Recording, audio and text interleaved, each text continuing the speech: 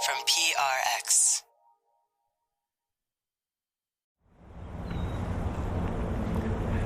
Friends beyond the binary, ladies and gentlemen, boys and girls, it's time for an episode of Sleep With Me, Walk With Me style. This is a podcast to put you to sleep. This one will be a walking episode. We'll be walking through city streets of Alameda. Should be somewhat sleepy, though there will be me like walking over some bridges. There's going to be traffic sounds, bus sounds, car sounds, bird sounds, street crossing signals, beeping and stuff like that. So if you don't like that kind of stuff, I'd skip it. But this episode's also recorded in binaural audio, so you could also walk along with this episode. Also has some travel recommendations, so maybe at some point we'll put out like a video or an enhanced version of this.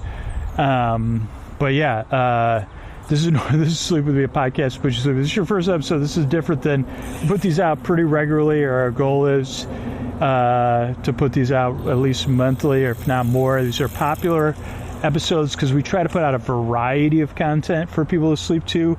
And for some people, every piece of variety works for them, and for other people, like 8 or 10 of the episodes we put out a month work for them. So this is just one of the many styles of episodes we put out. Proudly now, hopefully on a regular basis, we can do this because the people that opt in and want to be a part of this, like the show's a part of their lives, and they realize if they opt in, oh my gosh, a great blue heron is flying by about 30 feet off the ground, soaring. So hopefully I could soar you off into dreamland. But if you opt in, like the show's a part of your life, and then you opt in, you say, I want to be a part of the life of the show. That's how, like, literally how we do this. So I appreciate it so much, especially these style episodes that take a little bit more work. I really appreciate it. So thank you so much for listening. Even a puppy barking and saying, yeah, sleep with me, go for it. So yeah, I'm glad you're here. If you ever want to check out like other shows, you say, I don't know about this walking around one, dogs barking in the distance one, check out, there's a lot of different episodes. So I'm glad you're here, and I hope this one can help you fall asleep. All right, everybody, it's time to talk about tonight's sponsor, Helix Sleep, and they've got some amazing deals coming up. You're going to hear about it at the end of this ad read, so do not miss out. I want you to right now to open up your phone. Just do it with me. I'm going to go to helixsleep.com/sleep, and if I were you, I wouldn't want to, I don't know what your relationship with your bed is right now. I've had a long-term relationship with my Helix mattress. It fits my needs, how I sleep. I sleep on my side, I sleep on my stomach, but now I'm sleeping more on my back, and I'm relocating, and unfortunately I'm not in a position where I could ship my mattress because I have to move my stuff before I move, but that's okay. It means I get a new Helix. So I'm going to take the Helix quiz right now, helixsleep.com/sleep. 30 seconds, and you give, okay, 1 or 2 sleepers. 1. Okay, let me put in my email. Put in my name here, give a little bit of information. Okay, what size mattress am I considering? I got that down. All right. I don't know if are you taking this quiz with me at helixsleep.com/sleep? All right, toss. I guess I toss and turn. So I'm going to pick toss and turn. And what kind of firmness? Okay, I'm going to pick my firmness that fits my needs. I'm not going to say it because I don't want to get yours, Okay, I'm going to talk about my back there, talk about temperature. All right, I got matched with my mattress. Oh, boy, and it's a different one than I have now just because I made a couple changes to how I sleep. So I'm going to check this out and think about it for my next Helix I'm going to be sleeping in. So take that Helix quiz. It's going to be coming right to your door, but most of all, it'll be a mattress that fits you, your needs, and how you sleep. And the best news is that Helix has amazing deals for Sleep With Me listeners, but only if you use our link. So go to helixsleep.com/sleep for 25% off site-wide during their extended Labor Day sale. That's helixsleep.com/sleep for 25% off site-wide. Make sure you enter our show name after checkout so they know we sent you. helixsleep.com/sleep. Thanks, everybody. Sleep With Me podcast is brought to you by Progressive Insurance. Fiscally responsible, financial geniuses, monetary magicians. These are the things people say about drivers who switch their car insurance to Progressive and save hundreds. Visit Progressive.com to see if you could save. Progressive Casualty Insurance Company and Affiliates. Potential savings will vary. Not available in all states or situations.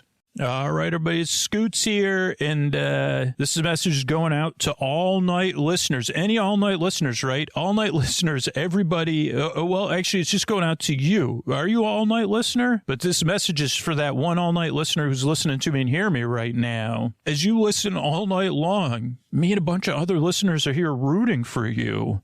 Night after night, hour after hour, every single night, everything we put into the show.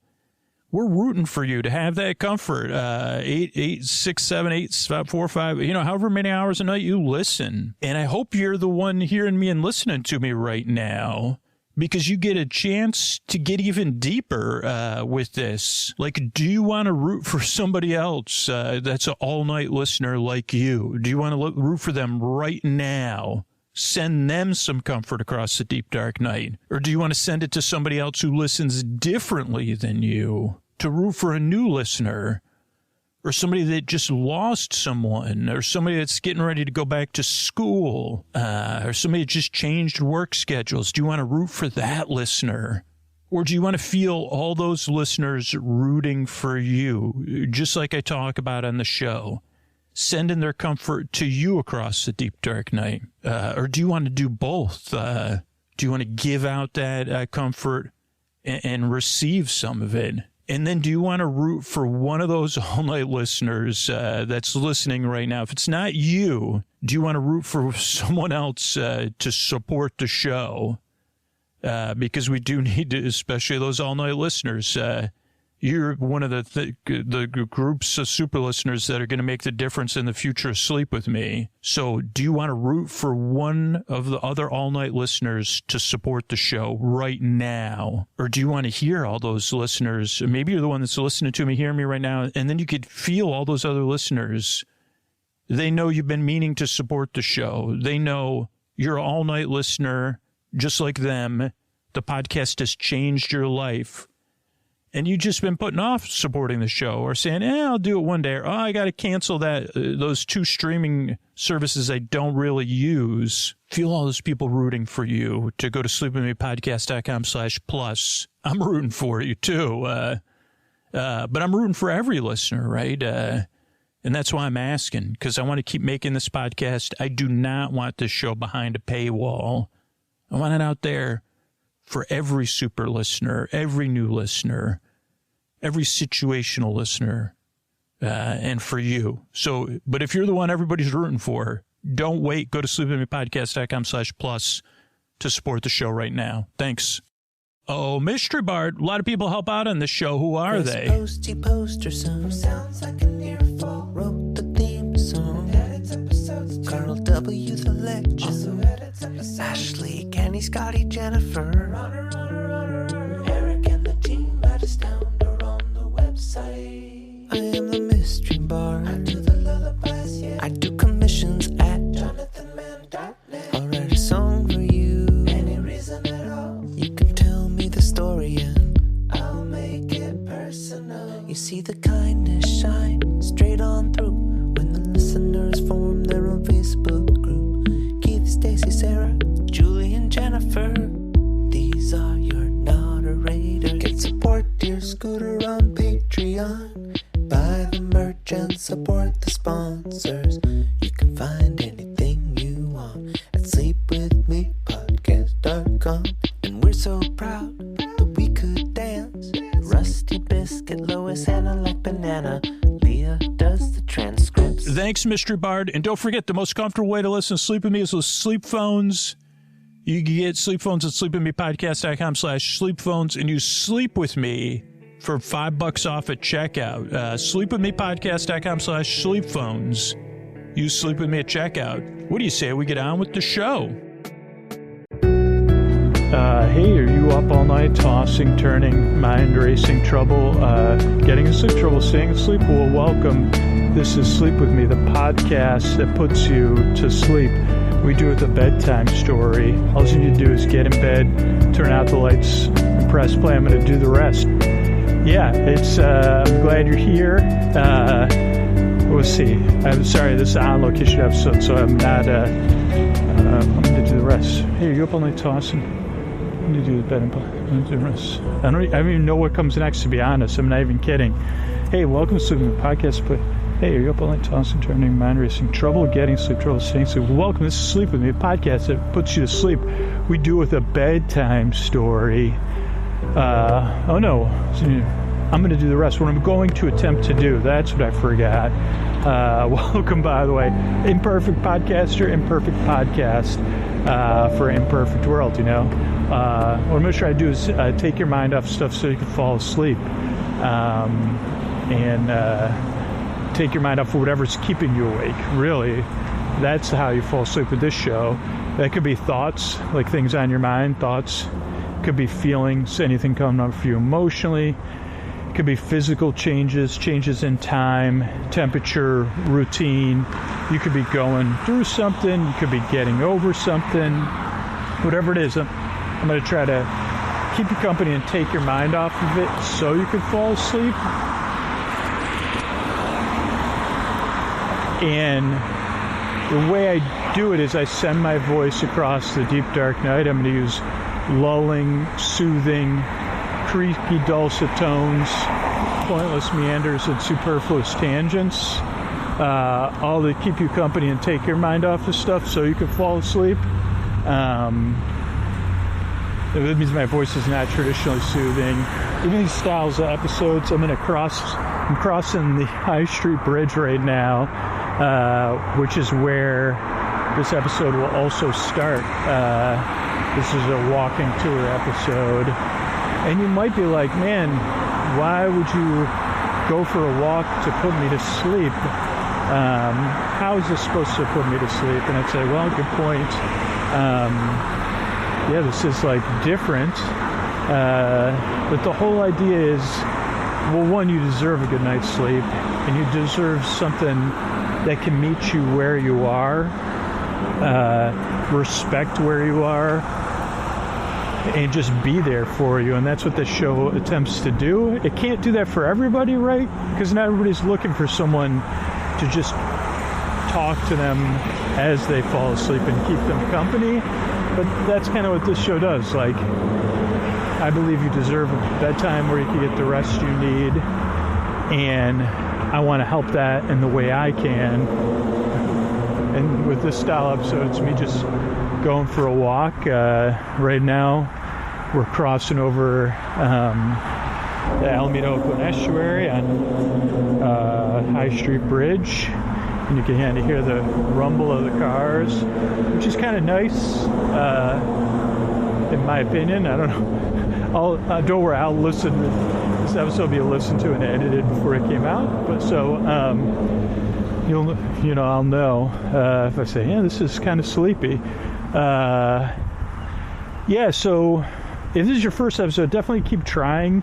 If you find out it doesn't work, that's what most people, regular listeners say. Hey, it takes 2 or 3 tries because we put out such a variety of different style episodes. And like one of the things that doesn't work with the show is like when I'm overthinking, and right now I'm like, oh, is this working or not? Crossing over this bridge. So like I got to set aside my overthinking to help you with whatever's keeping you awake, whether, like I said, that's thoughts, feelings, or physical sensations. So I am glad you're here. Later on in the episode, we'll go for a walk, or we're kind of already on the walk, and we're just going to walk around and talk. It'd be like on a walking tour, but the walking tour never got started. You're like, wait, we just walked like 3 or 4 miles? I thought this was, you're going to point out, yeah, we just kind of walked and I talked.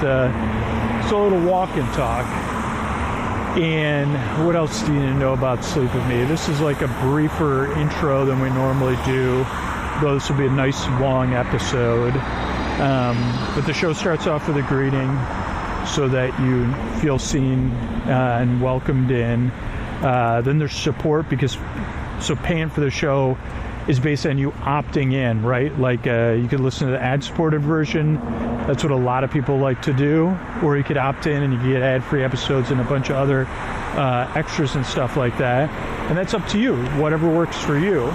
But that keeps the show coming out regularly with a variety of styles of episodes. Then there's a long, meandering intro.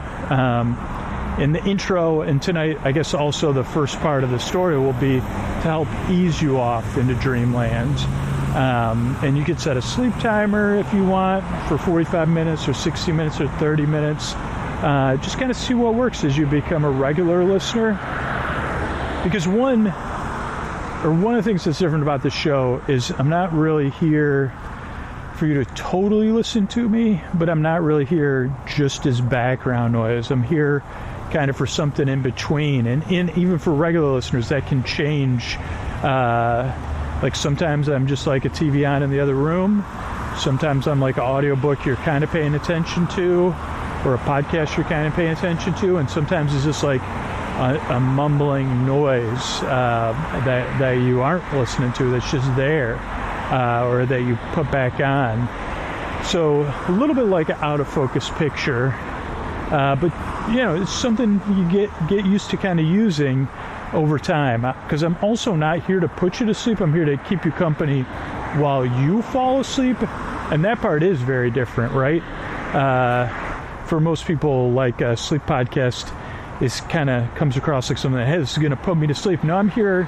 There's no pressure to fall asleep with this show, because I'm here to keep you company while you fall asleep. And then you wake up and say, I'm pretty sure the dude was like out walking on like, I don't even know, but I still fell asleep. Because my job is to be here as a voice in the deep dark night, to be your boar friend, your boar bae, your boar sib, your neighbor, your boar bud, your boar bestie, your boar burr, your boar beeb, your Boris Borloff, your boar bra, boar sib, boar cuz, your best boar friend forever, so that you don't have to feel pressured to fall asleep. Or if you can't sleep at all, or you need a break during the day, you can just listen and know you got somebody that's here to barely entertain you.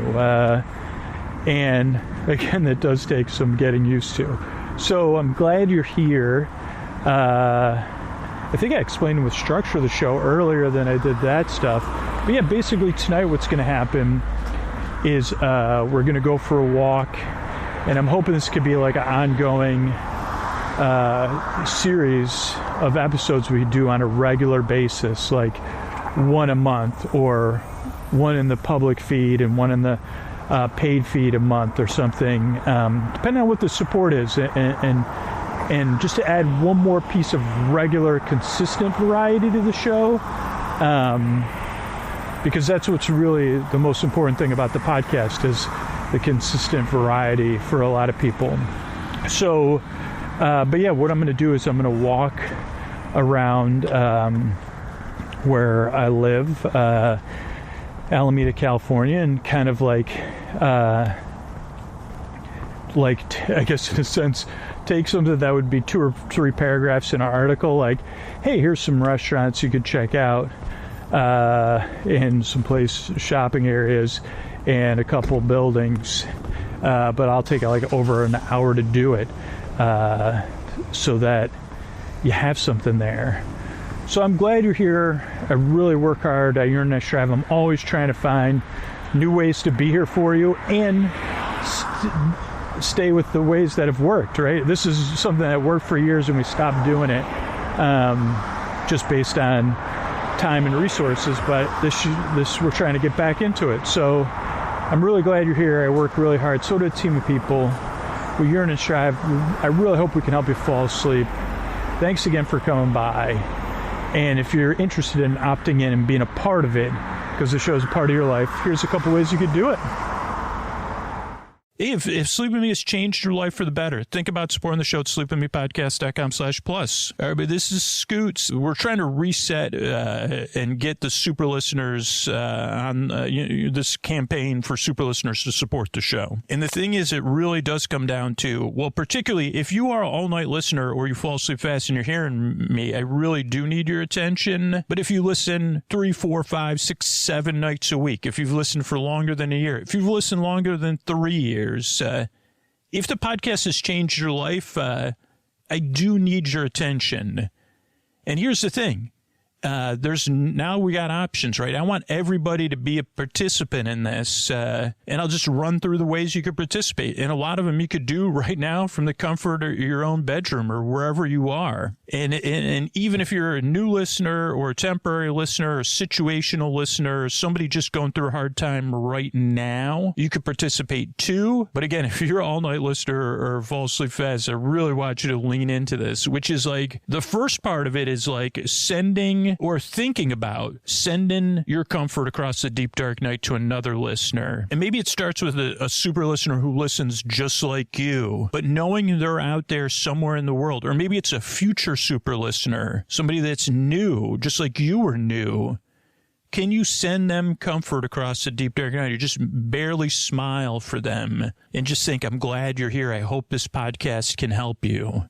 Do you want to do that, right? Do you want to participate in that? Or are you in a place right now where you need that comfort to come into you? Do you want to receive it right now? Or just know that it's out there? Because I don't know if I'm in the receiving mood, right? But do you want to do that? Like, be like, man, there's other listeners. And this is true, by the way, that there's other listeners right now rooting for you. People that listen differently than the way you do, and people that are similar, whatever is keeping you awake or getting in the way of you getting the rest, or your listening style, that there's other listeners right now rooting for you. So those are 2 ways you could participate, or you could do both, right? You could send out some comfort and you could receive that comfort right now. Or you could alternate or whatever works for you. But I'd love it, just like I talk about in the intros, for you to be a little bit more of a part of that. And again, it's passive, right? But then we're also rooting, and maybe you could root for me together, that someone, and maybe it's you, is listening and hearing me right now.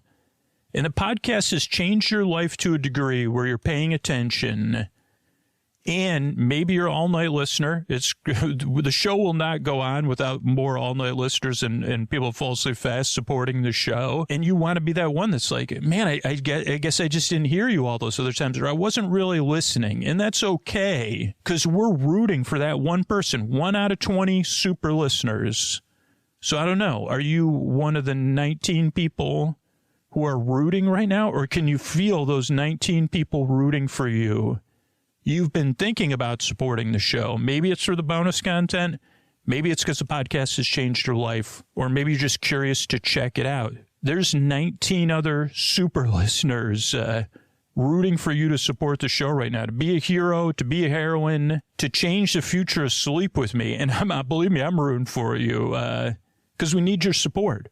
If you're listening to me, if you're hearing me right now, and if you're that one person, please don't wait. You could support the show. You could get access to Sleep With Me Plus, which is built with super listeners in mind. It'll change the way you listen to the show because it's built with people. It's ad-free. It's amazing because we built it with super listeners in mind. And think about those 19 people that are rooting for you. And even if it's indirect gratitude, not only has the podcast changed your life, it's changed those 19 people's lives that are also rooting for you to support the show. So you could do all that at sleepwithmepodcast.com/plus, sleepwithmepodcast.com/plus. All right, hey, but this is Scoots here, and this is something that may or may not be a part of a 1 to 5 part series, a part of an ongoing project or series of on-location episodes. We've had planning for, and I mean, I know we released, I know one is edited at the time of recording this. One is half edited, where we just go for a walk and we've done these as bonus episodes on Sleep With Me Plus around the holiday season, looking at lights, and a couple other occasional bonus episodes. But we've had this goal to make this a regular thing, and that means from my end, regularly recording them, but also regularly getting them edited as we record them. And right now, maybe Russell's listening to this and editing it and laughing. We've started to get a good flow going. So, because a lot of times what happens is a little behind the scenes, and then I'll get to the who, what, where, when, and why. So, okay, so, what happens is I don't have too much of a problem getting on-location episodes recorded. I guess the two things I struggle with are recording them like consistently, and then getting them into an editing pipeline. I guess that's what I was trying to explain, and I failed. So it's like getting them recorded on a consistent basis where they could be, like, for example, and maybe this is a note for Drew, is like recording one a month, which already my producer brain is saying, well, that's not going to be enough, which I guess in this temporary situation, I guess I tend to agree with you, Drew, but I would say that maybe that's what we work towards if we're recording more. Let's get some consistency. So if you're listening to this, you're also hearing this is kind of behind the scenes of anything. So, okay, so if this becomes a one-off episode or a 5-part ongoing episode, what are we doing? Who, what, who? Okay, I think we got the who part. Scooter walking around, still trying to keep it sleepy.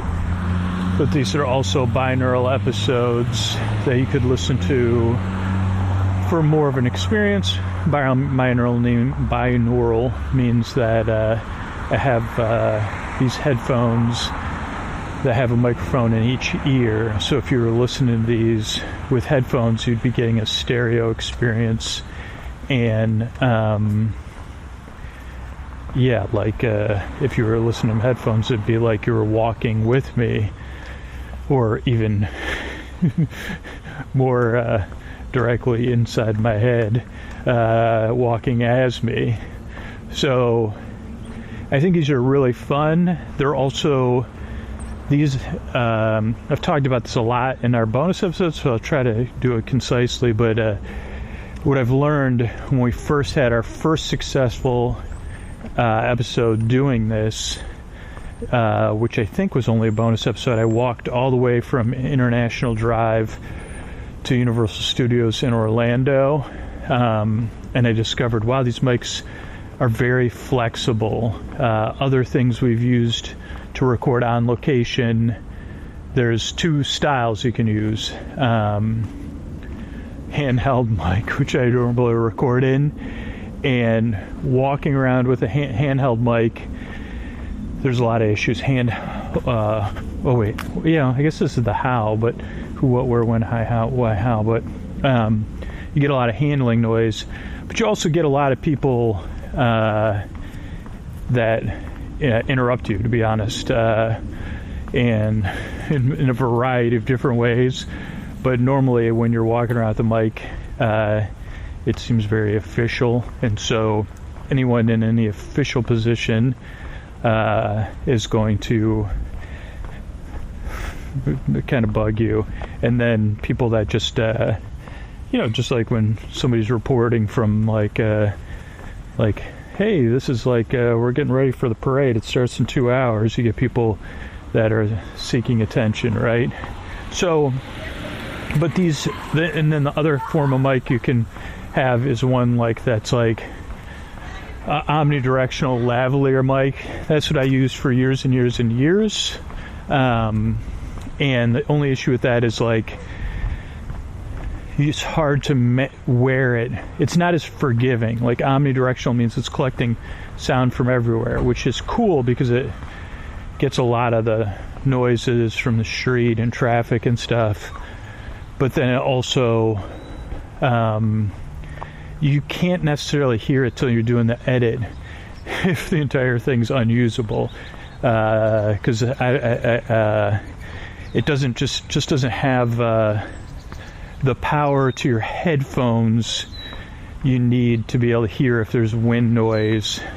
So anyway, these are what I guess I'm rambling and meandering towards is like we've learned that these binaural mics really work, and it adds this cool other element to listening to it. But if you're listening to it on your phone speaker, whatever, it works. That's just a straightforward Sleep With Me episode. So if this becomes a series of episodes, or what are we doing today, we are walking around in the town I live in, Alameda. Whoops.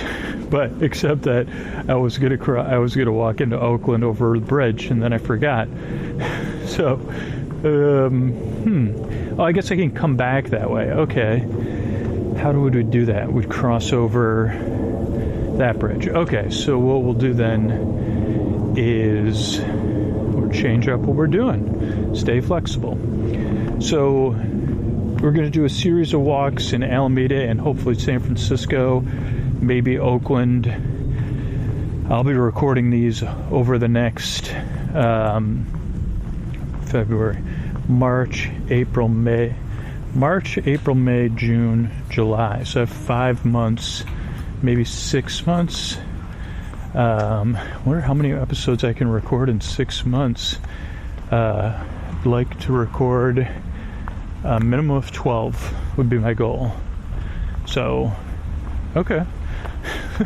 So again, Scooter and Drew are having a conversation in front of you. That's a good goal. I mean, 24 is probably unrealistic, you're right.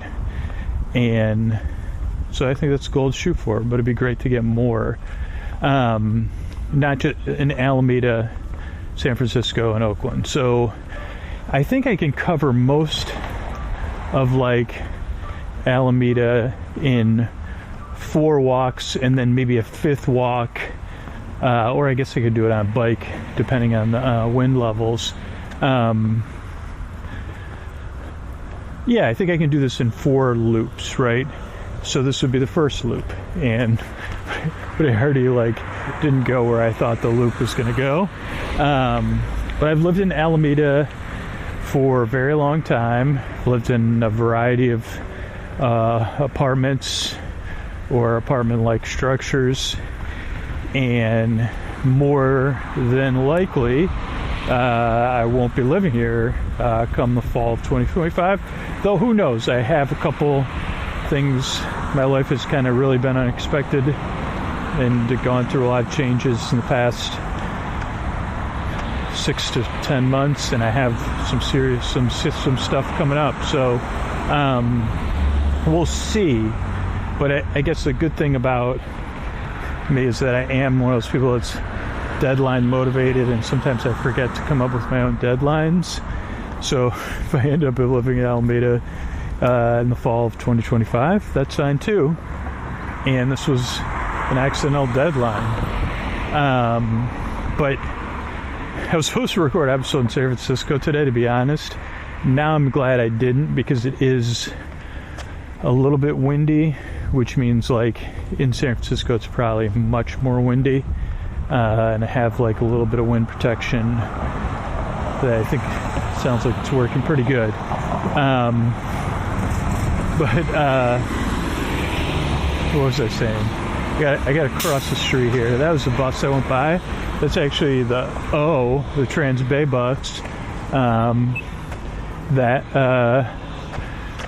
if we were riding the bus in San Francisco, we would take. I did try to record an episode on the bus, or did I not? I guess I didn't record that day. It was only anyway. So we're going to be walking around Alameda now. we're kind of just going to be walking. So this is kind of like an anti-walking tour, but I guess I found that that's what happens with my walking tours is I don't have any historical or architectural knowledge. I do, however, like walking, and I do, however, find that a good chunk of the people that support the podcast directly really enjoy these styles of episodes. So putting these out on a regular basis feeds that group and delights them if we can, even if it's by them falling asleep, or being able to have something we make that they don't have to listen to. So yeah, that's the why. And I have walked, I think, where we're walking before. I don't think we got this far on the Holiday Lights tour. If we did, it was about the furthest we've ever gotten. So we're going to be doing a little bit more walking. We will be talking in the sense of kind of like these, you see it in the New York Times, like 36 hours or long weekends in this place, or Sundays with, for Alameda, I do want to kind of do this. So this could be a walk that I can post a map to and kind of give you an idea of like I would highly recommend. It's one of those places, like, I mean, if you're only going to be in the Bay Area for 24 or 48 hours, probably not. But if you live in the Bay or you're visiting, spending a day here, half a day here, could be really rewarding. I think particularly if you live in the Bay Area or in California, I think you could make a long weekend of it, maybe mixing it with other stuff. So yeah, I mean, and if you like architecture, Alameda is it's kind of own. It does have this small town feel, and people call it the town sometimes, and it's just different than other places I lived, and I really like it, I guess, is in the end. So I don't know if this will become a love letter to Alameda, but a really like letter. So what we're going to do here is I'm walking from the far east side of Alameda, in the general vicinity of, if you listen to our holiday walk episodes, Christmas Tree Lane. And if you're trying to find that on a map, I guess our starting and ending place for this walk would be right around the High Street Bridge, because I think what we're going to try to do, if I can, is cross over the Fruitvale Bridge into Oakland, walk along the water there, and then cross back over to the High Street Bridge to get back to Alameda. But what you're going to want to do is, like, basically, and yeah, this is an anti-walking tour, not anti-walking tour, but so you could basically take any route heading, I guess we're heading west, towards Park Street. And Park Street is one of the main thoroughfares of Alameda. I don't know if thoroughfare is the right thing, and I'll just put it out there now. If I was, I do envision and dream of a day, and I know it would take some adjustment for a lot of the businesses, but if Park Street was shut to traffic, or at least shut to traffic on the weekends, I think it would benefit not just the community, but in the end, the businesses up and down the street. It's a street lined with shops and restaurants and stuff like that. And I'm not, this isn't a car thing. It's just one of those streets, and they do occasionally have street fairs that shut down the entire street. I don't know. I think like if there's anywhere it could get done, it's here. But you're thinking, okay, this also involves eating and shopping, right, Scoots? It does. So I would say, well, depending on the weather, but on this portion of the tour, if you started the tour a little bit before lunch, about 30 minutes before lunch, I do have a slight caveat for this whole thing because it changed ownership, and I haven't been there since it changed ownership. But I would highly recommend you work your way, and that way you could actually meander even through the neighborhoods a little bit more, is you want to work your way towards Park Street. But before you get to Park Street, you're going to go on a street called... what is this street called? Like, you don't want to work your way towards Spießkammer, which is a German restaurant, particularly if it's sunny and not breezy, and eat outside there. Or if there's any major soccer matches, football matches, particularly international, but even most major matches, you could go there and watch a match while you have lunch, if the timing's right.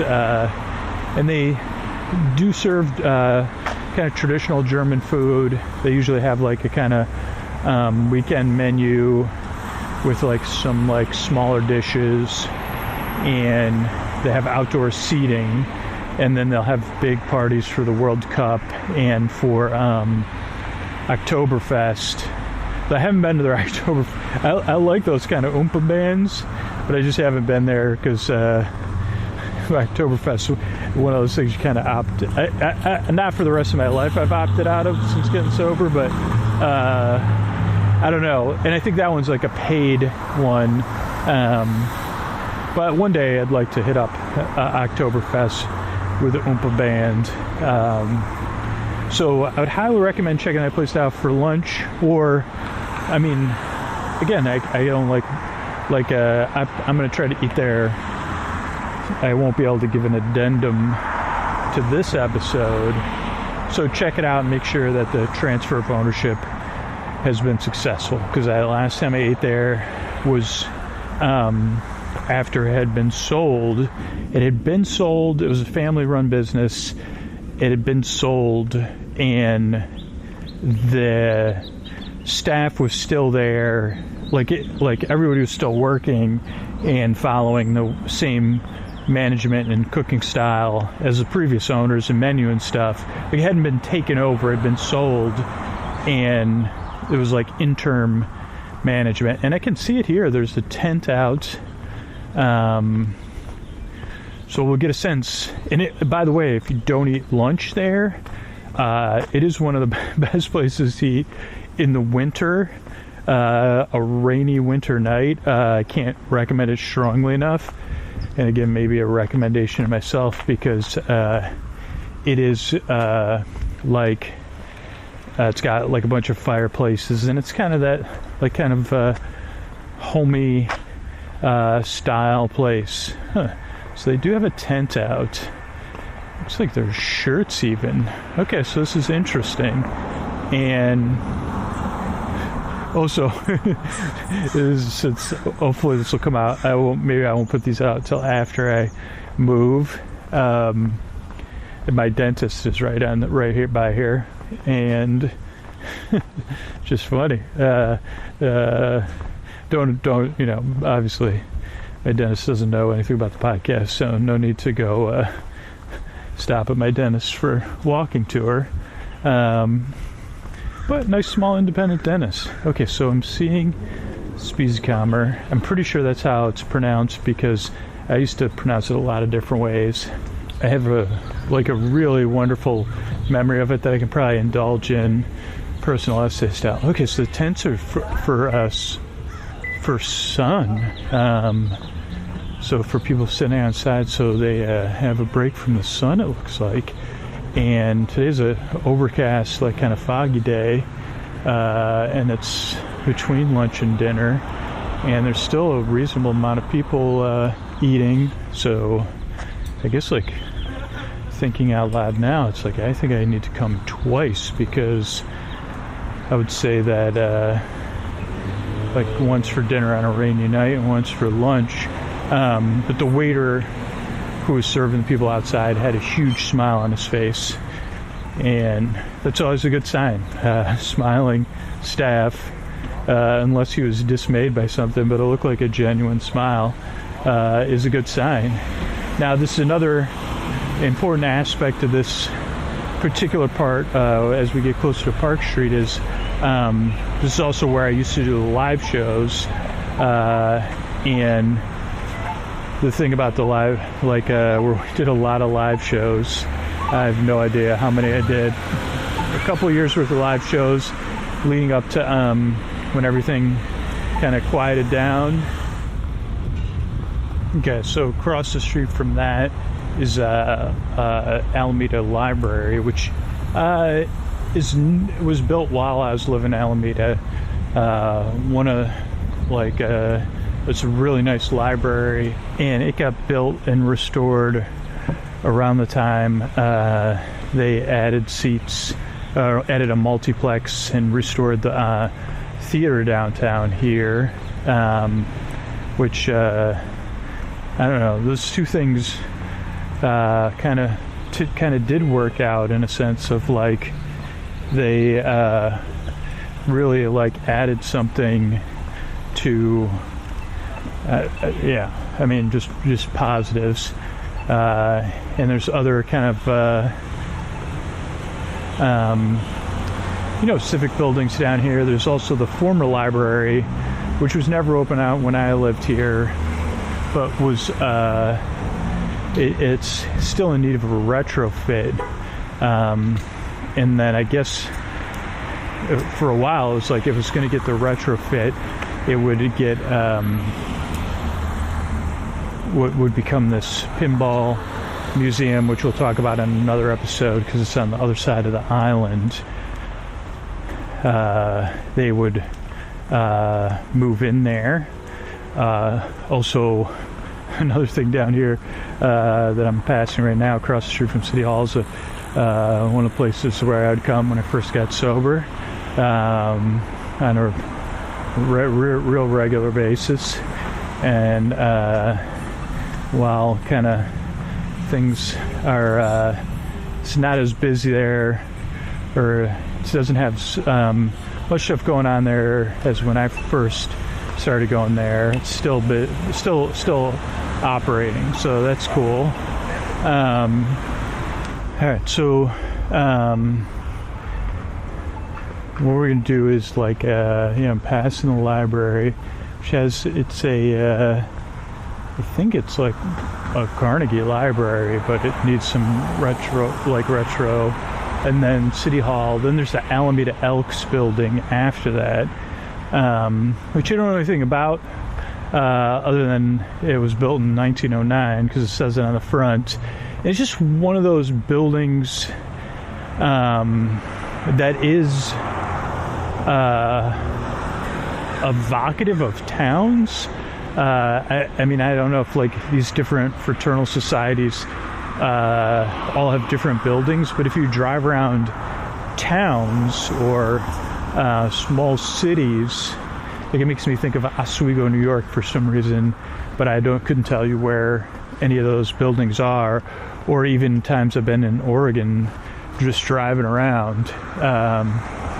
It's a really big building. I don't know anything about it, so there's also passing, like, there's a lot of Reno area that has, like, a little bit more apartments and stuff. So I've seen apartments where I looked when I was trying to find places to live, apartments I've delivered mattresses to, apartments I've bought and sold stuff on, like, Craigslist. Then across the street from me now is the Parks and Recs building, offices, I think. And again, it's a very distinct style.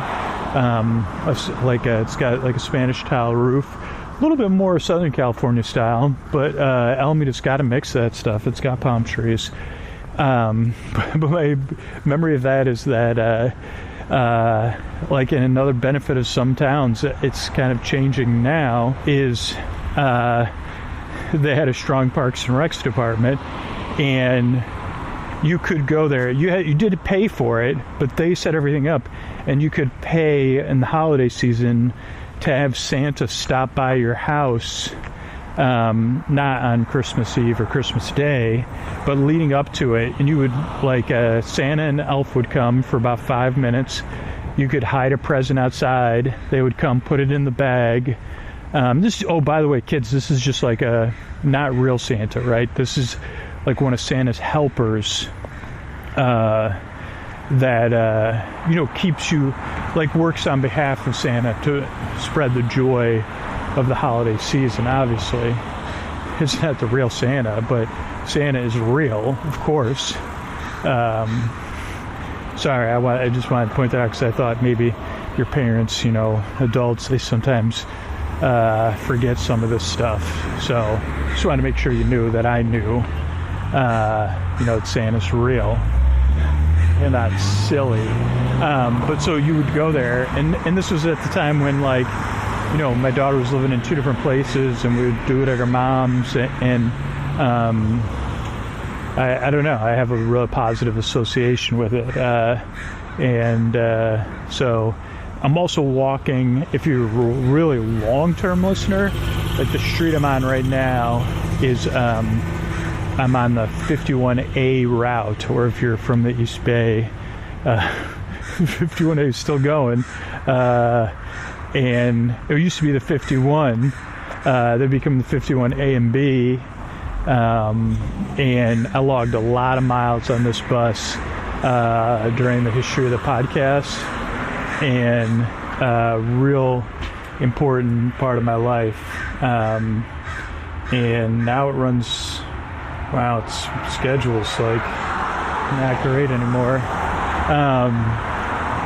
so really important part of my life was the 51A, and a really big part of the podcast, because I didn't have a car when I started the podcast. I didn't have really much, and my daughter would take the bus. I would come home on BART, which are rapid transit, from work. I would walk from the BART normally to a supermarket parking lot where I would meet my daughter's mom, and we would, in the nights I had her, then my daughter and I would take the 51A across Alameda to where we lived. Or if in the days of the podcast, when my life was a little bit more consistent, I would take the 51A home, usually all the way from the BART station. So it couldn't write on the bus, like it's different than the train, right? Motion's different, and you're less likely, may not be sitting,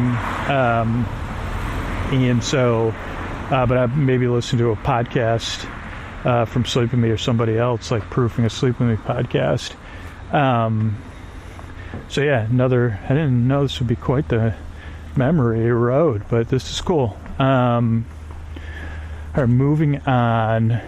I was going to tell the story about Spiesenkammer, but just trying to think other. I'm going to try to loop around.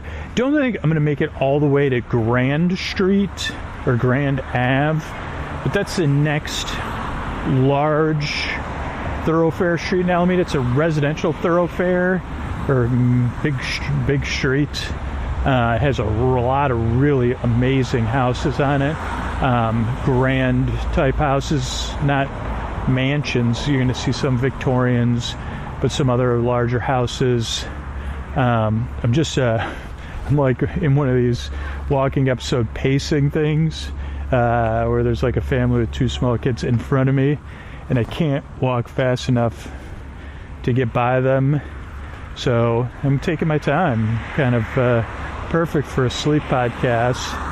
A couple other things that you'll find in this area if you're looking is there's an Alameda Adult School, which is housed in, I think, like a school that's, as long as I've been here, I think it's always been the Alameda Adult School, and I think there's a senior center there.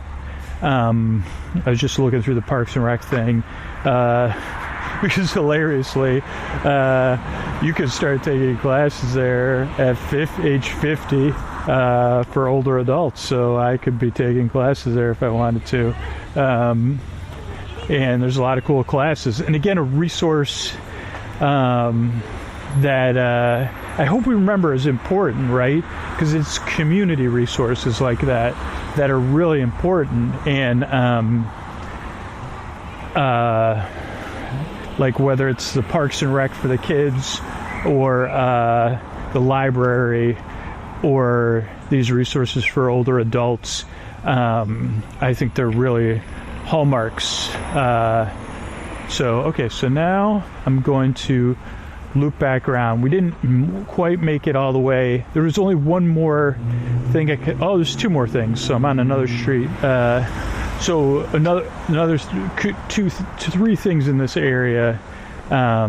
One is there's a guy selling bikes outside of his wife's office, which was a house. That was their house and their office were together.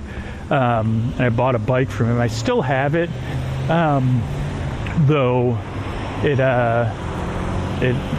It's chain broke and I haven't repaired it. Then also there's like a restaurant here that I'm right in front of right now, Acapulco, that I think I ate at once, but it's on my list of like places that I want to eat. So that's another thing. And then a third thing is another resource of like living in a small town, but large enough. There's another if you're ever struggling with alcohol or substances, another place that you can go to.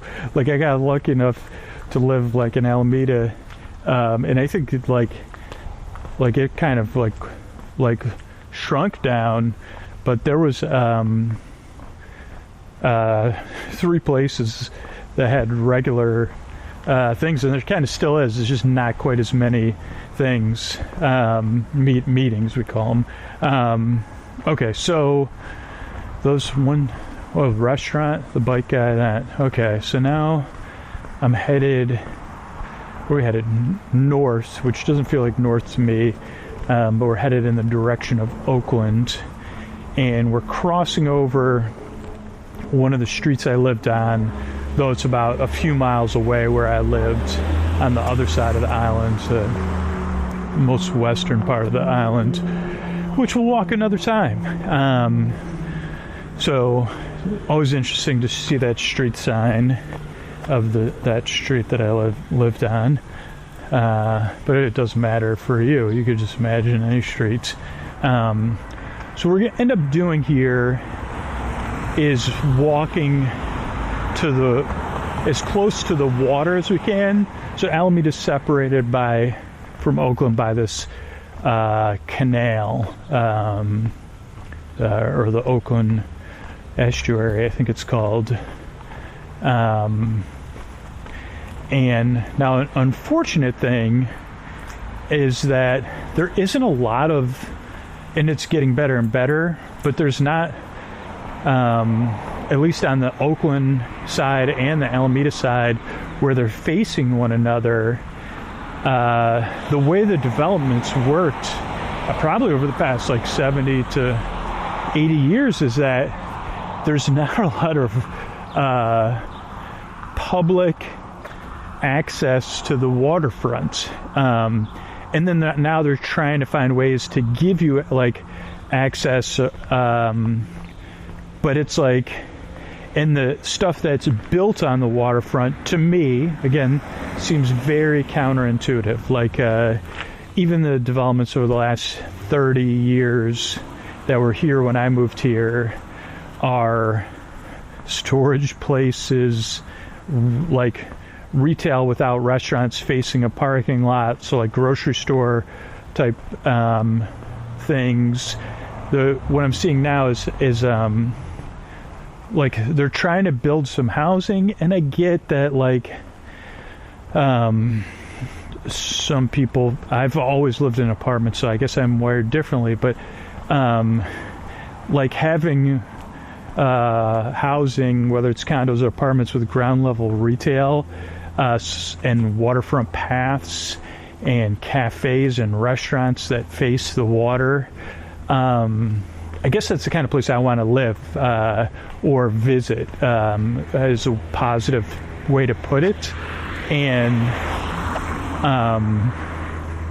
it's kind of baffled me when I moved here first, because I was like, holy moly, this is so cool.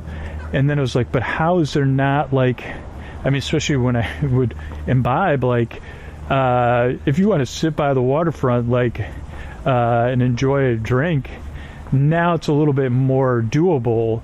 But yeah, you could go to like Jack London Square in Oakland, but I can't even think of a place. There's like, you had to work for it. And actually, like, when I first moved to the Bay Area a long time ago,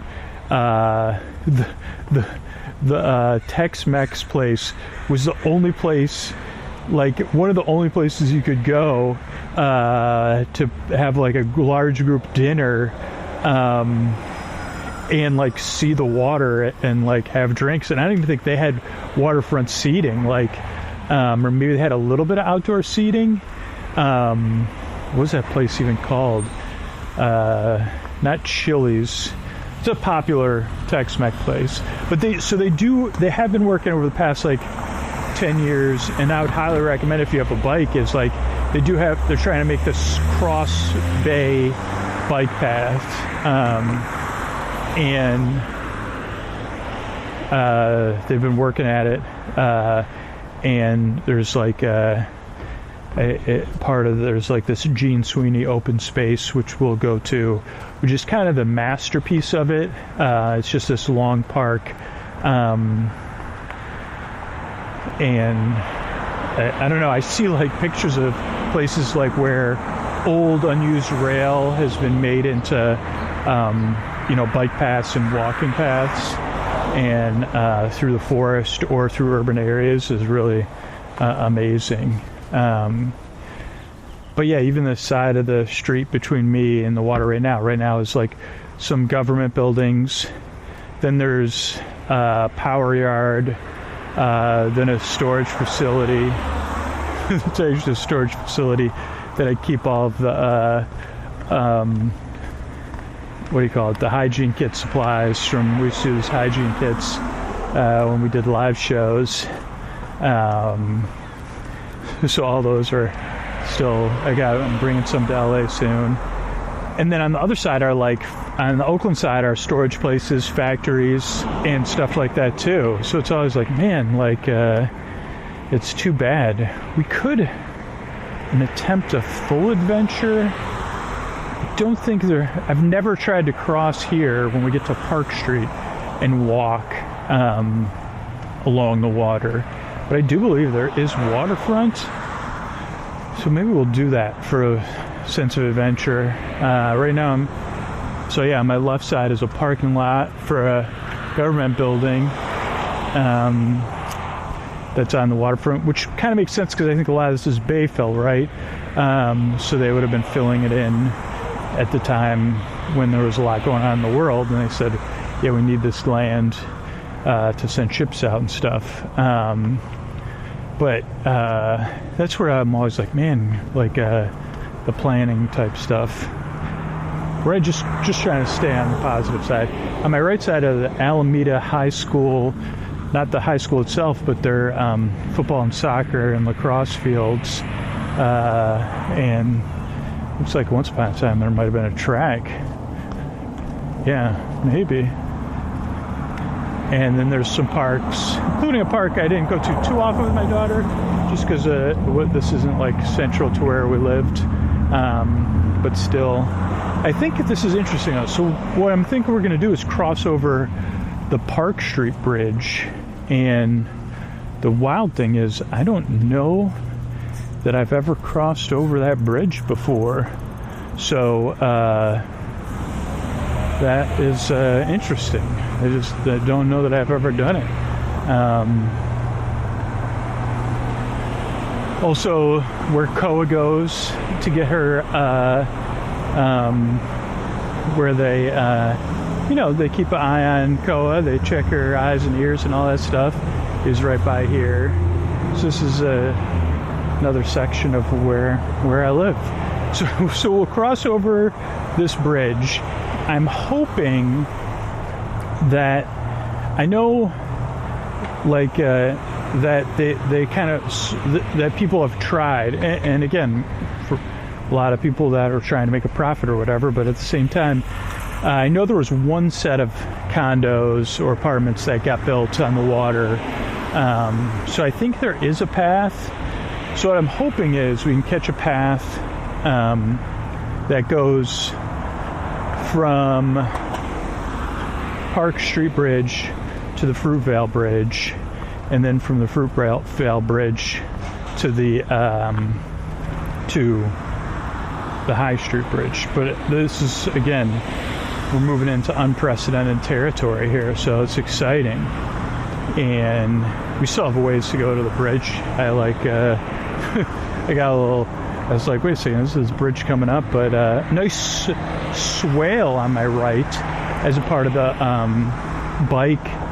It looks like they still have to redo the sidewalk that I'm on, but between the sidewalk and the bike path is a swale, like a lower area for like the water runoff from the sidewalk, the bike path, and the road, filled with plants. I believe that's called a swale, and it has plants in it and mulch. It looks cool. And then on my left is like a giant lot, which I think at some point is scheduled to get something built here. And on the other side, I don't know if it's a cereal factory or cement factory, that one. There's like a few different factories. One was a recycling plant. I don't know what it's in Oakland that's getting taken down. I don't know what's going to go up in that. It's the place of that. I think we'll walk right by that. And it's seeming like this will be an extended episode. Because I don't feel like breaking this episode up into 2 parts would work, unless, something with my battery or something else changes. So now we're working our way back towards Park Streets. Oh, I gotta have another food recommendation, but also a couple other things to do. Now, yeah, if you're making this a 2-meal trek, you could do some shopping on Park Street. You could go to the library. You could, go to a cafe, or Park Street has tons of spots. There's also a dollar store where my daughter and I regularly go, and it's only been open in the past 6 or 7 years.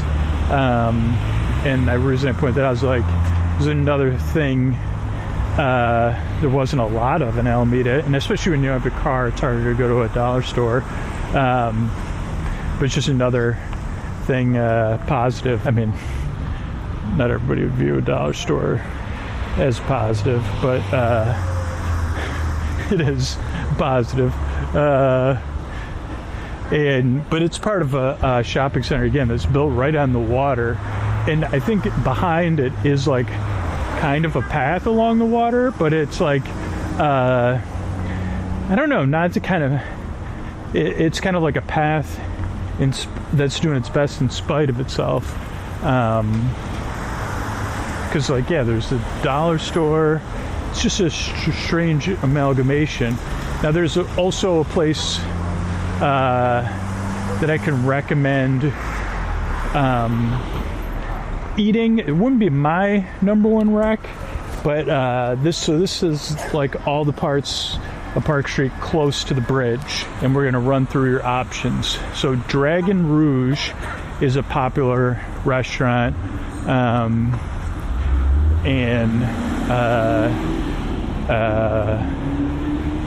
I don't eat there quite as often, just because I try to steer clear of places that have a crustacean heavy menu. I don't even know if there's crustacean heavy, but like a place where their shrimp dishes are so good, or prawn dishes are so good, or crab dishes are so good that someone with you is going to order it, because then it always makes a risk for me of like cross-contamination.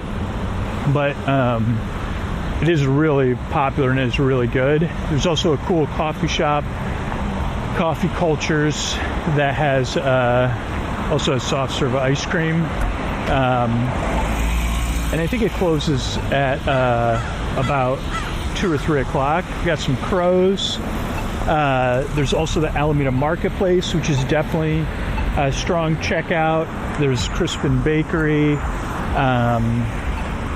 There's Monkey House, which is another place me and my daughter like to order food from. Both Crispin Bakery and Monkey House. And then there's the Alameda Marketplace. There's also a place, McGee's, which is a bar.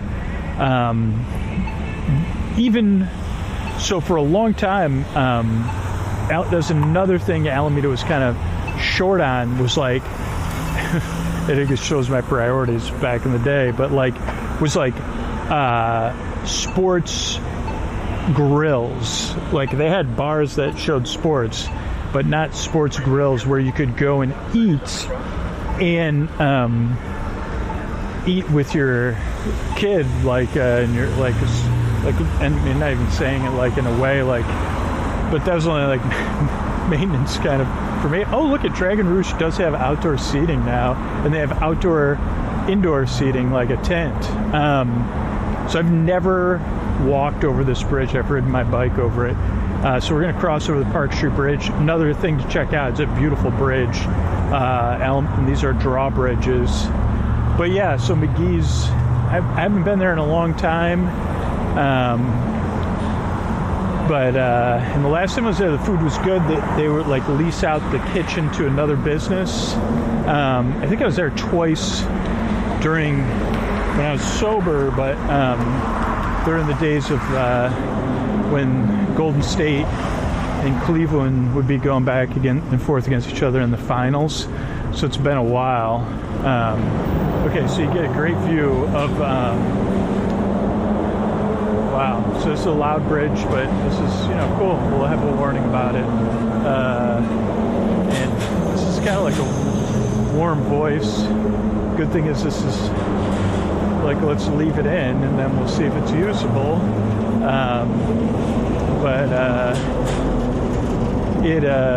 It's cool. We gotta let these people come by on a bike. But yeah, it's like you got an unbelievable view. I can see Mount Tam.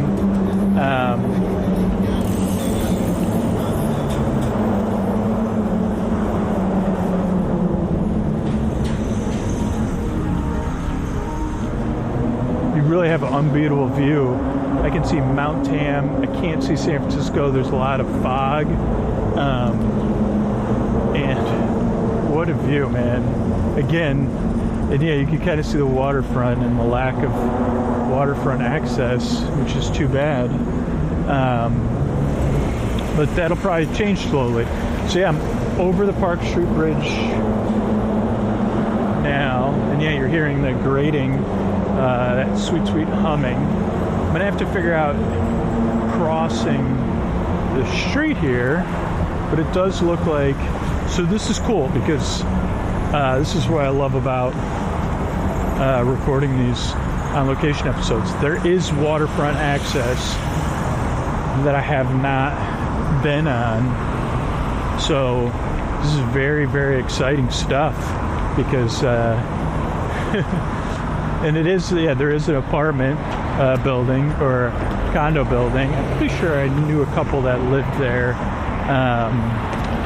but they also moved out of the Bay Area, try to figure out affordability. It says no crossing, but I'm crossing because I got to get across the street.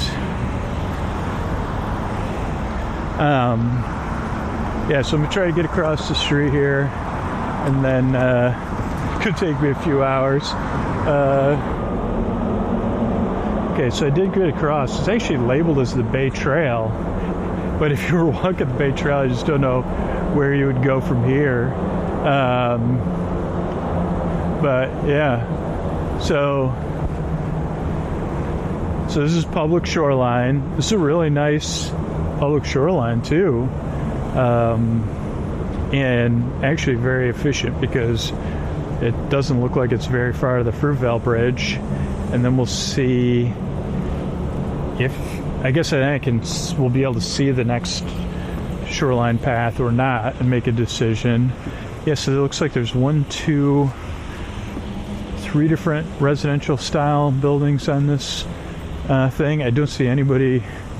I saw some people in the common room of the first building enjoying it, but 3 distinct styles, so probably 3 different companies. But I mean, this would be a cool place to live. The only thing is, yeah, directly across from you is mostly industrial or non-waterfront retail. I didn't know this would be the Scoots talking development cast. There's some houseboats. There's a house on a barge. I don't know what that is, if that's some sort of, like, there's literally a house on a barge, like a huge barge, like a house, a double wide, the size of 4 double wide. So a double wide, like a double wide, but like extended into 4 on a barge. I don't know if somebody lives there or if that's just like it's docked. It has everything. Oh, it must be offices because it goes down to that boat. Now, normally this would also be really busy with rowing and stuff. Wow, this last building's really long. There's actually some other people out, a couple people with dogs.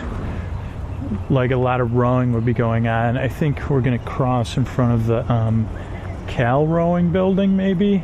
Let me see what we have coming up here. And because you can kind of see all, but wow, this is cool. I've honestly never been here, so I'm glad we did this together. Yeah, really unbelievable view. A lot of people walking their dogs. If this is the Cal, just the Cal boathouse, it's probably the most coolest thing I've ever seen. I've seen it from the water, but it's pretty amazing. Yeah, University of California. Wow, it is nice. Man, they should rent that out for weddings. There's also a really cool mural here on the warehouse with some California birds, and it's by Griffin One, Vogue, TDK, and Doty CBS, 2014. Beautiful mural, and wow, there's stairs down to the water of the estuary.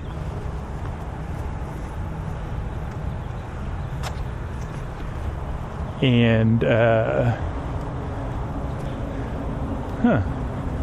some porta potties. I don't know if there's a running event down here or something. And yeah, this is the Oakland Waterfront Bay Trail. There's a big 2-mast ship across me that's been there for quite some time. And I can see both the Fruitvale Bridge and the old Fruitvale Rail Bridge, which is up. Another thing I'm like, always wondered why they didn't. I think it still occasionally gets used, but it's up. I think it could be painted a different, more flashy color, or even have some art installations on it. Oh, great blue heron just heard me. flew across the estuary. Yeah, it's I don't know. I think it's a still functional bridge, and it has places up top for some kind of observation. So it's like, for me, it's like, man, I'd love to be able to go up to the top and see the view too. I almost applied for a job as a bridge tender. I think I talked about this in one of the holiday walk videos. But that was before I made a lot of changes and before I had to make changes in my life. So who knows what would happen if I got that job.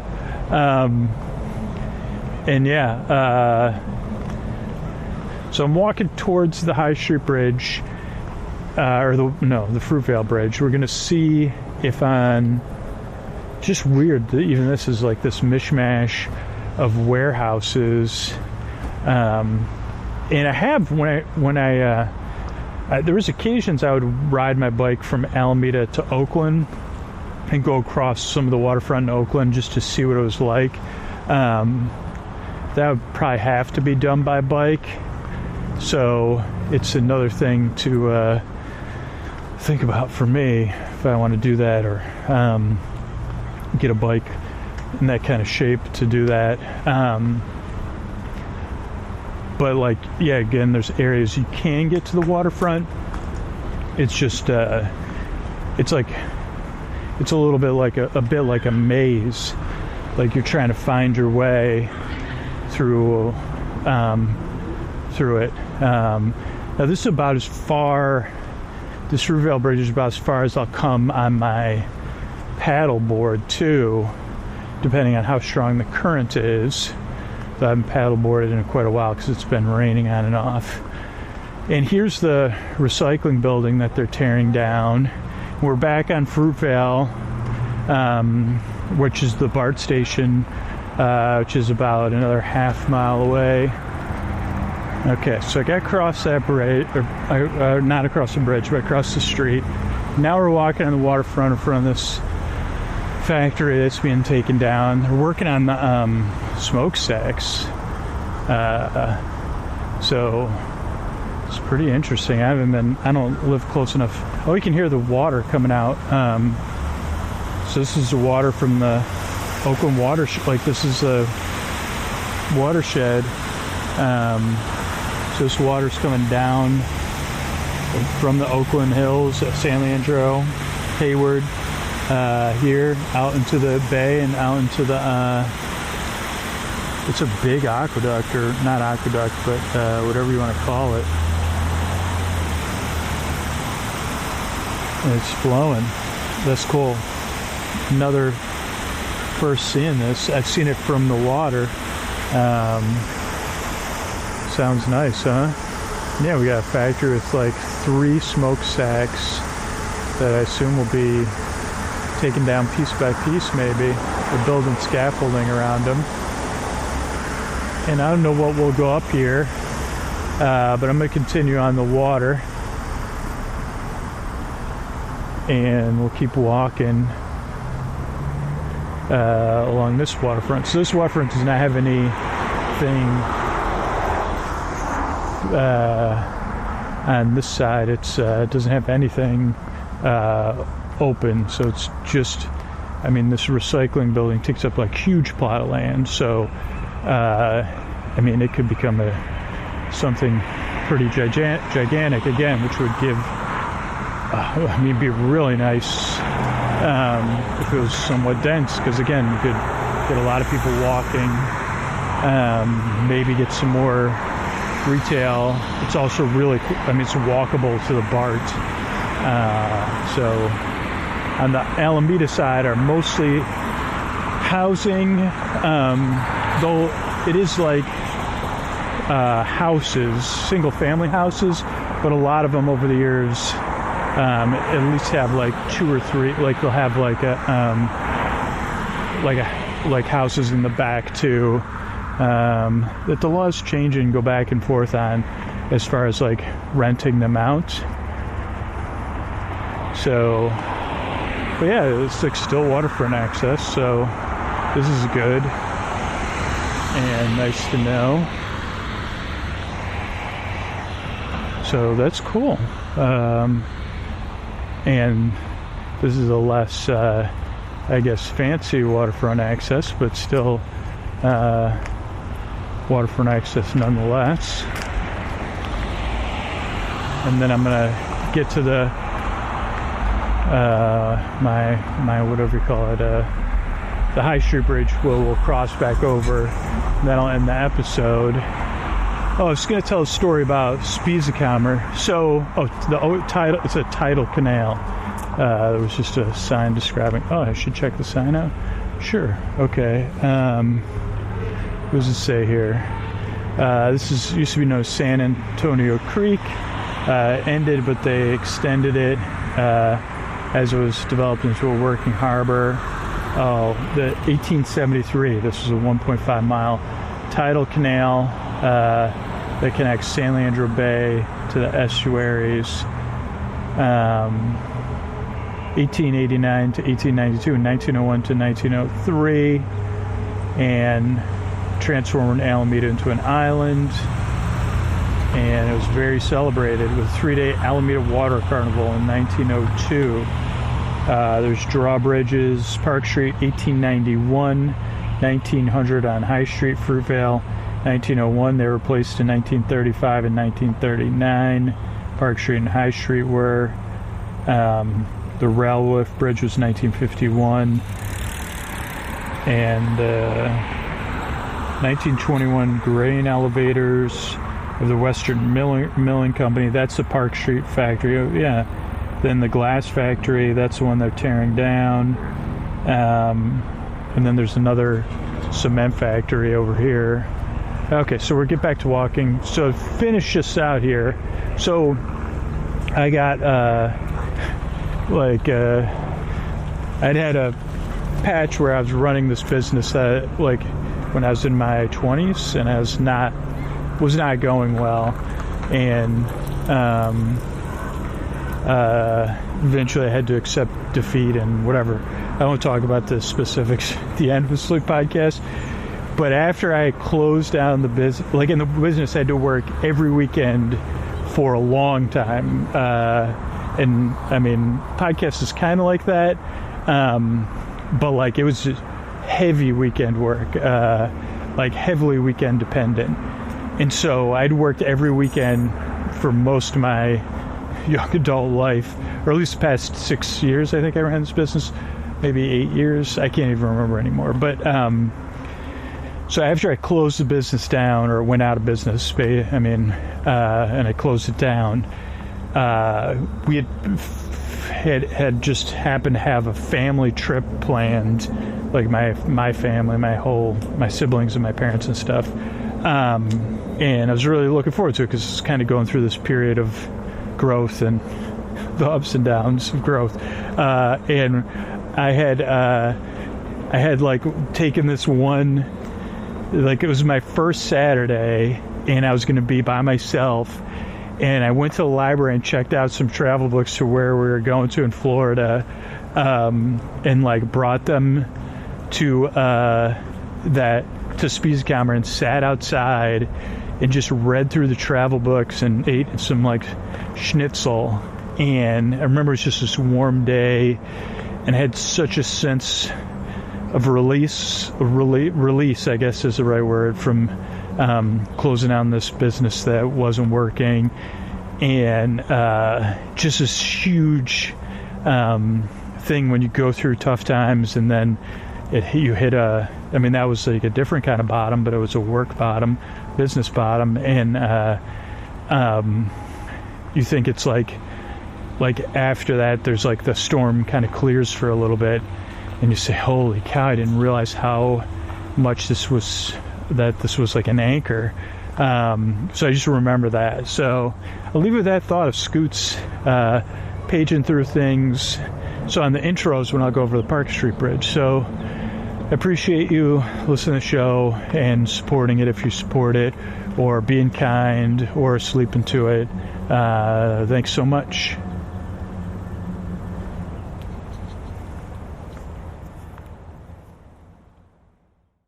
Everybody, Scoots here. This is your Tuck You In message, mostly for super listeners, though any listener that's listening right now, you could partake in this by, like, if you're a temporary listener, you're a new listener, you only listen from time to time. You know, remember that what I talk about in the intro, other listeners are rooting for your good night's sleep so you can receive that energy and comfort across the deep, dark night that other listeners are sending you. And you could send it out right now, right?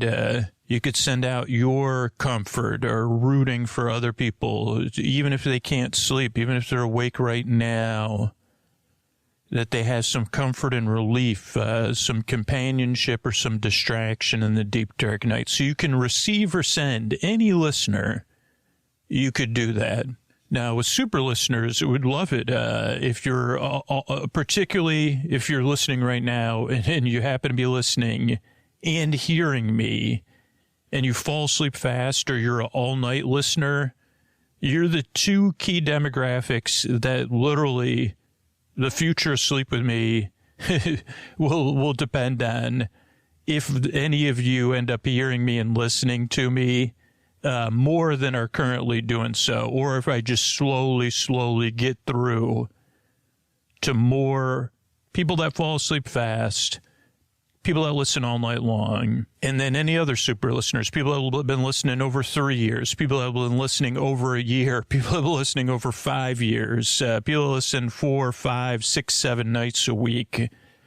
You're the listeners I kind of need. Well, I mean, the reality is, like, if you're listening to me right now and hearing me, whether it's in this Tuck You In message or before the podcast starts or in the mid-roll of the podcast, the reality is you're like, and I think a lot of people dismiss this, but the stats back it up. Really, you're the one person listening and hearing me right now. And that's why I'm trying this new approach, you know, because we still have to get through to people whose lives are made better by the podcast, that we need your support on Sleep With Me Plus. But it starts before that, right? And while I have to keep asking for support and keep pointing out how important it is if you value the podcast to support it back, and that Sleep With Me Plus was built with super listeners in mind, no ads, different versions of the show designed for people that fall asleep fast, people that listen all night long, people that have very specific favorites and like to build playlists of their favorites, people with particular tastes about the podcast of certain episodes but not other styles of episodes, people that are super fans of the podcast, super listeners, people, and I don't know, or if you're hearing me and listening to me right now, are you a super listener? If not, just root for other listeners or be rooted for. Or if you're curious, check out a trial of Sleep With Me Plus. But any super listener, there's 4 stages, I guess. Let me look at my notes here. Well, the whole thing I've been doing in the intros over the past few months and in the last minisode is that we're here rooting for other listeners, right? Or being rooted for in the deep, dark night. Because that's what the show's about, is like gentle caring, gentle relief at a distance, sending comfort across the deep, dark night to people that are out there, people just like you, or people a lot different than you, but that we all share something, right? And now is where I'm trying to deepen that conscious connection and choice in a multitude of ways. So each time you listen to the show now, you get this chance to participate in a passive way and think about who else is listening right now. Like, are you, because there's a strong possibility when I get to these messages that you might be the only one listening and paying attention right now, but maybe there are a couple other people listening and paying attention right now. And do they listen the same style as you? Are they struggling with sleep in the same way you struggle with, or is it different? And can you root for them? Maybe they're an all-night listener, or maybe they fall asleep fast, or maybe they're an occasional listener just going through a tough time. And you can decide, do you want to root for them? Do you want to send them comfort right now across the deep, dark night? And can you sense that they're out there rooting for you to fall asleep or to have some relief or to have a distraction and a friend in the deep dark night, that they're bore friends with you, right? That not just me as the person that narrates this podcast, but that there's someone else out there hoping that your life is more manageable tomorrow, and ideally that you could be out there flourishing on a regular basis. And if you're a super listener, right, particularly, again, if you're an all-night listener, you listen multiple times a week, or you fall asleep fast, or you've been listening for years, maybe you're the one all of us are quietly rooting for to support the show, because we do need to reach that goal of 1,500 super listeners supporting the show back. And that's out of a large number of super listeners. But the thing is, most super listeners are like, no, so it's someone else will do it. I'll do it later. Well, right now, you could do it, right? You could root for another person. You could be rooted for. You could do both of those things. Or you could support the show, or you could root for someone else to support the show. Who is it out there that you're rooting for? Like, who is going to be that hero or heroine? And maybe they're hearing, maybe you're the one, you're hearing all the other listeners starting to root for you. Are you out there? Are you going to support the show? Maybe you support it because you want ad-free episodes. You're supporting it for yourself, and it helps other people. Or maybe you're supporting it because you listen all night long and it's just more convenient to support the show and listen all night long. Maybe you're going to support it because you want it to be there for you in 6 months or 12 months or 3 months from now. Maybe you're going to support it because you know the podcast makes your life better.